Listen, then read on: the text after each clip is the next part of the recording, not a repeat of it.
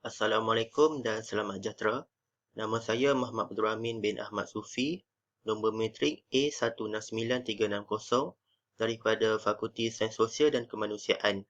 Tujuan saya melakukan video ini adalah untuk memenuhi tugasan refleksi ketiga bagi citra LMCR 2312 Asas Pengurusan Kualiti yang dikendalikan oleh Dr. Azamri bin Mansur. Okey, bagi tugasan ini, kami diberikan tugasan untuk mengulas tentang sesuatu badan organisasi ataupun mana-mana badan korporat mengikut pilihan kami sendiri.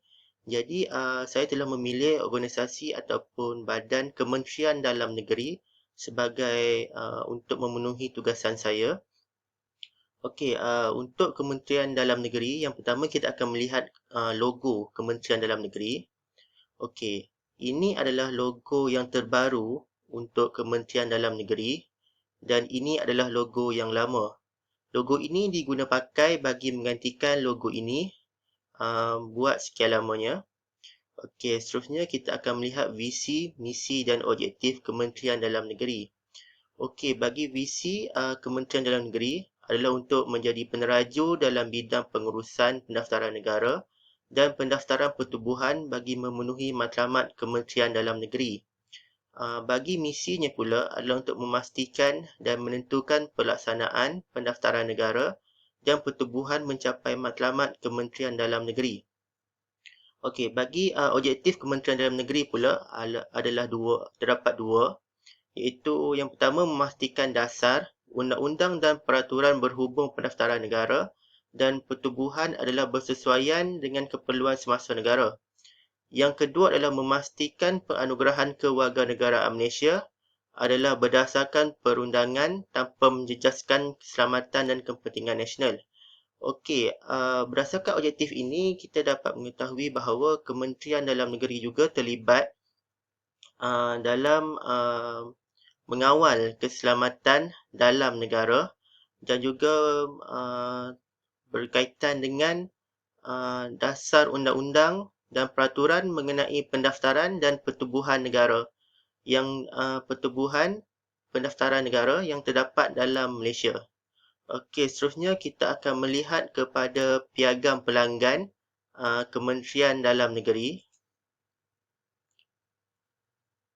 Okey, bagi piagam pelanggan Kementerian Dalam Negeri ada 3, iaitu yang pertama adalah mengurus dan mengeluarkan keputusan permit penerbitan, penapisan filem dan agensi persendirian. Okey, berdasarkan berdasarkan piagam pelanggan yang pertama ini, kita dapat saksikan bahawa KDN sendiri terlibat dalam mengeluarkan atau mengurus keputusan permit penerbitan filem yang terdapat di dalam Malaysia bagi memastikan filem tersebut tidak mengandungi unsur-unsur hasutan yang mampu menggugat keselamatan dalam negara. Okey, yang kedua adalah memaklumkan keputusan permohonan pekerja asing, permit masuk, pengambilan pelajar antarabangsa dan kewarganegaraan. Okey, bagi piagam pelanggan kedua ini pula, kita dapat lihat bahawa Kementerian Dalam Negeri ini juga terlibat dalam keputusan permohonan pekerja asing yang ingin masuk dan bekerja di dalam Malaysia, pengambilan pelajar antarabangsa yang ingin belajar di universiti yang terdapat di Malaysia dan turut terlibat dalam hal-hal yang berkaitan dengan kewarganegaraan di Malaysia. Okey, yang seterusnya adalah yang ketiga adalah untuk meningkatkan penyampaian perkhidmatan pelanggan, iaitu memberikan jawapan maklum balas aduan awam dalam tempoh 15 hari bekerja. Okey, berdasarkan piagam pelanggan yang ketiga ini, kita dapat saksikan bahawa KDN berusaha untuk meningkatkan kecekapan mereka dengan memberikan jawapan maklum balas terhadap aduan yang diberikan oleh orang awam dalam tempoh 15 hari waktu bekerja. Okey, saya rasa setakat itu saja tugasan saya untuk memenuhi refleksi ketiga ini bagi citra asas pengurusan kualiti.